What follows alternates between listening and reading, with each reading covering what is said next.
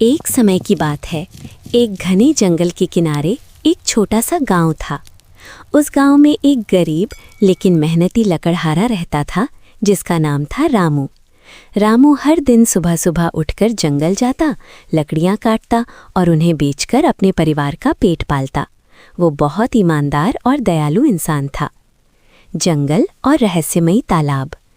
एक दिन रामू हमेशा की तरह जंगल में लकड़ियां काटने गया।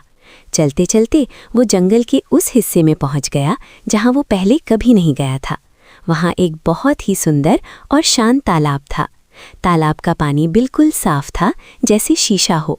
चारों तरफ रंग बिरंगे फूल खिले थे और पक्षियों की मधुर आवाज़ें गूंज रही थीं। रामू उस जगह को देखकर हैरान रह गया। वो बोला, अरे, मैं तो आज तक इस जगह को नहीं देखा। कितना सुंदर है ये। थोड़ी देर आराम करने के लिए वो तालाब के किनारे बैठ गया। जलपरी का प्रकट होना। अचानक पानी में हलचल हुई और धीरे धीरे पानी से एक सुंदर जलपरी बाहर आई। उसकी आंखें चमक रही थीं, बाल लंबे और चमकीले थे और उसकी पूंछ सोने की तरह दमक रही थी। रामू डर गया और पीछे हटने लगा। जलपरी मुस्कुराई और बोली, डरो मत, मैं तुम्हें कोई नुकसान नहीं पहुंचाऊंगी। रामू ने हिम्मत करके पूछा, तुम कौन हो? जलपरी बोली, मैं इस तालाब की रक्षक हूँ। मैं कई सालों से यहाँ रहती हूँ।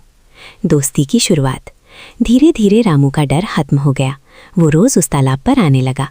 जलपरी और रामू में दोस्ती हो गई। वे घंटों बातें करते। रामू अपने गांव की बातें बताता, जलपरी पानी के नीचे की दुनिया के किस्से सुनाती। जलपरी बहुत खुश रहती क्योंकि उसे कोई दोस्त मिल गया था। समस्या की शुरुआत।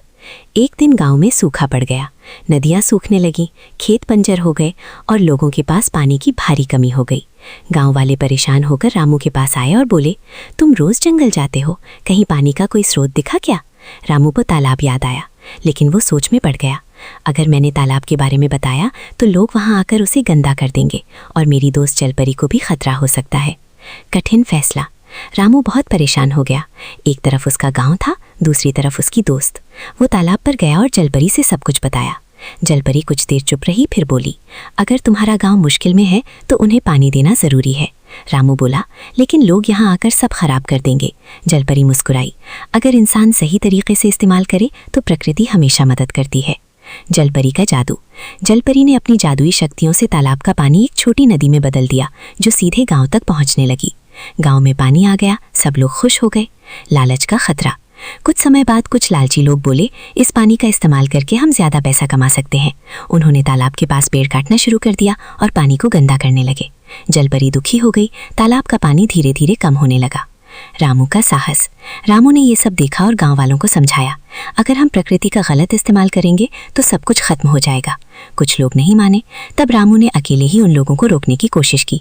आखिरकार गांव के बुजुर्ग आगे आए और बोले, रामू सही कह रहा है, हमें प्रकृति की रक्षा करनी चाहिए। बदलाव।